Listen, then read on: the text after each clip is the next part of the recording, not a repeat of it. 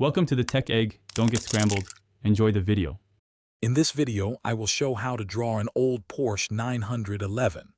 Begin by lightly sketching a long, horizontal oval to establish the car's main body.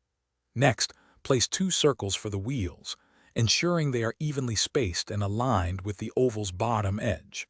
Then, draw a gentle, arcing line over the oval to define the roofline and the front windshield.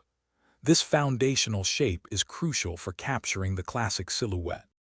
Now let's refine the details. Carefully outline the side windows, making sure they follow the roof's curve, and add the rear window. Next, draw the distinctive round headlights on the front fenders, giving them a slight three-dimensional feel. Then, sketch the rear taillights and the bumper lines, paying attention to their classic, understated design. These elements bring the car to life. Moving on, we'll refine the body and wheels. Carefully define the subtle fender flares over each wheel, giving the car its muscular stance. Add the door lines and any other prominent body creases. For the wheels, draw in the spokes or hubcap details, making them look solid.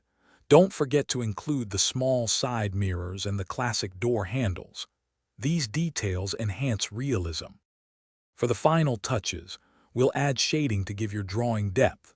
Use light, consistent strokes to shade under the car, within the wheel wells, and along the body lines to create shadows. Add subtle reflections on the windows and the car's surface to suggest gloss. Remember to check the description for a link to Darn Tough socks and other great deals. This step truly makes your Porsche drawing pop, giving it a polished, finished look. Thanks for watching. Consider subscribing if I helped unscramble your problems.